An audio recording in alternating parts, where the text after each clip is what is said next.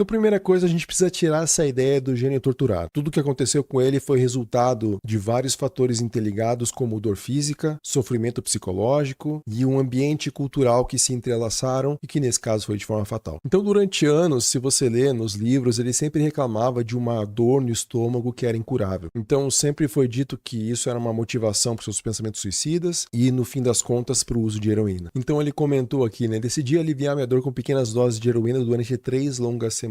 Em uma carta que nunca foi enviada aí aos fãs do Nirvana, pouco depois do seu casamento em fevereiro de 92 com a Courtney Love. Enfim, depois ele floreia aqui dizendo que tem pena de quem usa a heroína como remédio, porque não funciona. Outros problemas lá na dor do estômago era bronquite crônica, escoliose, mas alguns, como o Buzz Osborne do Melvins, vão dizer que isso aí era só lorota, papo de viciado. O Buzz Osborne era um bom amigo do Kurt Cobain, inclusive Kurt Cobain produziu o Houdini, que é o disco mais famoso dos Melvins, em 93. Enfim, apesar da sua dor, do seu sofrimento, ele nunca teve um diagnóstico médico claro e definitivo, mesmo considerando que ele já era bem abastado nessa época que os problemas começaram a surgir com mais intensidade. Eu encontrei essa referência aqui que diz que o diagnóstico foi um nervo do estômago pinçado causado por escoliose. Então ele recebeu uma medicação experimental que não era aprovada pelo FDA e que na época até fez um bom serviço. Tem uma outra informação interessante que a própria mãe dele diz que teve dores similares na mesma idade. E o próprio produtor do Nevermind, o Butch Vig, também viu problemas parecidos. Ele adoecia após as refeições, lembrando que nessa época ele ainda não era milionário. A primeira experiência com droga do Kurt Cobain foi em 86, mas ela começou a se tornar um hábito a partir de 1990. Mas essa dor não existia só por ela mesma. Tinha também feridas psicológicas profundas. Seus pais se divorciaram quando ele tinha 9 anos e isso transformou bastante o seu psicológico. Ele era uma pessoa feliz e começou a se sentir mais retraída, e a infância foi marcada por instabilidades devido a esse fato também. Uma prima dele, chamada Beverly Cobain, é uma enfermeira dedicada na prevenção do suicídio. Ela destacou esse padrão familiar na família dele. Ele teve 2 tios que se mataram com armas de fogo. Então esse fundo genético e ambiental colocava ele em um grupo de altíssimo risco para transtornos mentais e também a dependência de substâncias. Ele também foi diagnosticado com TDAH na infância e foi medicado com Ritalina desde os 7 anos. Então uma introdução bem precoce, né, às substâncias psicoativas e que pode ter ajudado a provocar essa dependência posterior de outras drogas. Mais tarde ele também foi diagnosticado com um transtorno bipolar que gerava nessas mudanças de humor bem extremas, que se somava a essa luta contra a depressão clínica também. E aí ele se tornou a estrela mais famosa do planeta Terra em 1991, depois do estouro de Nevermind lá em setembro. Então ele vivia nesse mundo de querer ser famoso, mas não querer ser famoso, o que gerava uma pressão. Então esse vício não foi por um único fator. A droga funcionava como um analgésico para suas dores físicas, mas também emocionais. E é importante dizer sobre o cenário da época também. Esse ambiente que o Cobain estava não apenas tolerava o uso de drogas muitas vezes, mas também até normalizava e glamourizava isso. Então essa cena grunge aí de Seattle sempre foi envolta ao uso de substâncias, como uma cidade portuária sempre foi conhecida como a cidade da heroína. E é claro que a explosão musical de Seattle trouxe um monte de dinheiro para aquela região. E isso desencadeou essa epidemia de heroína ali na cena local. O Lane Staley do Alice in Chains quase morreu aqui no Brasil em 93, no show do Hollywood Rock. Teve o Underwood do Mother Love Bone que morreu. Vários artistas ali lutando contra o uso de drogas. E ainda existiu essa ascensão dessa estética escrota aqui do heroin chic, que aflorou, né, na moda e na cultura pop. Então essa palidez, olheiras, essa androginia, as pessoas aí com corpos que parece que vão quebrar a qualquer momento. E vários filmes como Pulp Fiction, Trainspotting, Diário de Adolescente, colocaram a droga muito no imaginário popular. E é claro que o Kurt Cobain virou um dos rostos mais famosos dessa estética. Essa cultura de niilismo, desencanto, autodestruição, e essa estética do vício foi linkada com essa questão da autenticidade, essa rebeldia, e que trazia junto essa credibilidade do punk que o Kurt Cobain perdeu em muitos aspectos quando ele alcançou a fama. Então ele tinha essa pressão para manter uma autenticidade também em relação aos seus pares. Então talvez abandonar as drogas poderia significar para ele se vender, fazer o que o sistema queria, perder essa essência que definia sua arte e também conectava ele com uma geração inteira.